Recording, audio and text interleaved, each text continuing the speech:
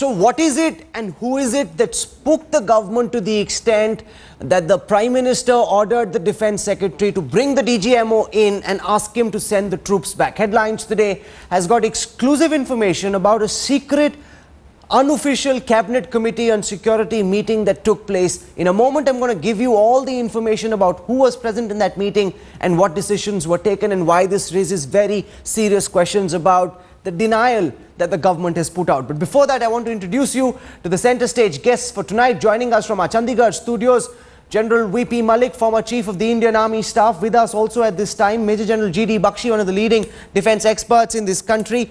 We've got Manu Pabi, he's the Assistant Editor of Indian Express newspaper. They've been frontlining the story. Their story was denied in the first instance. With me in the studio, Praveen Sawhney, Editor of Force Magazine. We've also got at this time, representing General V.K. Singh, Advocate Vishwajit Singh. He's the counsel for General V.K. Singh and one of India's foremost defence experts, Major General Ashok Mehta. Joining us from Ara in Bihar, a very special guest, former Home Secretary and now a leader of the BJP, R.K. Singh. Thank you very much, sir, for joining us on this program. And with me from Pune, Colonel R.N. Bedi. He's been a part of an armoured corps battalion and has participated in similar exercises that were taking place on the 15th and 16th of January. But let me go across to my colleague Gaurav Sawant, Headlines Today's Editor for Strategic Affairs, and let's take our viewers through this new information that we are putting out in the public domain for the first time. This meeting that took place at the Prime Minister's residence at 7 Racecourse Road. If we can have that graphic fired on our screen, please. 9:30 p.m. the meeting began. Tell our viewers what happened, Gaurav. Now, this was a meeting where the Prime Minister, we are told, was spooked by movement that was taking place. The Chief of the Army Staff had just taken the government to court. It was unprecedented. The government was spooked. The Prime Minister was there. His Principal Secretary, Pulak Chatterjee, he was there. Defence Minister A.K. Antony was a part of this meeting.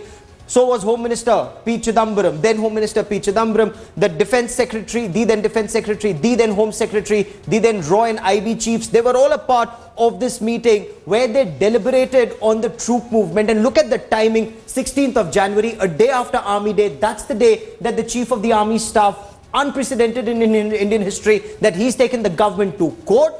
And then there's troop movement. Our sources tell us that this meeting lasted for about an hour and 15 minutes. And in this meeting, this man, Shashikant Sharma, currently the Comptroller and Auditor General, was asked to summon Lieutenant General Ahluwalia, who's the Director General for Military Operations. Let's take our viewers through the next graphic, which explains what happened in this meeting. The Cabinet Committee on Security went on for about 9:30 till about 10:30. Then between 10:45 and 11:30 p.m., Defence Secretary ordered by the CCS to summon the DGMO. The CCS asked the Defence Secretary to bring him in. Tell our viewers what happened after that. Well, General A.K. Chaudhary was then the DGMO. He was summoned and they did not call the Army Chief. They did not take the Chief in the loop. The DGMO said he called up the Chief and said, I've been summoned by the Defence Secretary. He met the Defence Secretary, where the Defence Secretary told him about this troop movement and said, the government, the highest people in the government are spooked. Send these people, send the troops back. The DGMO says he was caught off guard because these are very routine military exercises. Even the DGMO says he wasn't aware of it. They're battalion level exercises. So there was some paratroops and some armored elements had moved. DGMO reached the South Block 11:30. This is the office, the first floor corner room.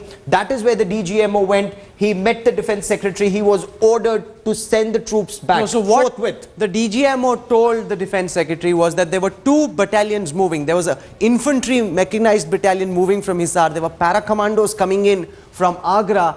He knew about the mech infantry battalion coming in because some formation officer from Delhi had called him up and told him that the intelligence agencies are spooked. Therefore, he sent them back on the 15th of January. So this had been building up for more than 24 hours when the government was in deep panic. Go on, Gaurav.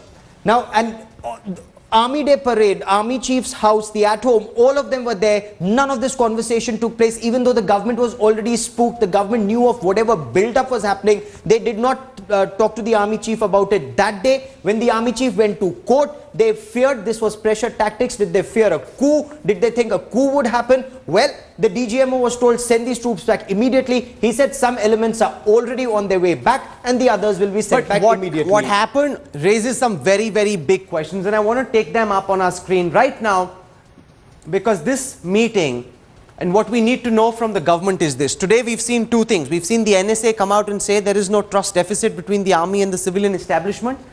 We've also seen AK Antony say this was routine movement. Clearly, no. Who triggered the coup alarm at this meeting? What is it that spooked the Prime Minister and spooked everyone at this secret CCS? What specifically did the IB and the RAW chiefs say at this meeting? That is the other very crucial question. Why were there no official minutes kept of this meeting? Usually CCSs are well recorded. There are minutes kept of everything that happens. And what specific instructions were given?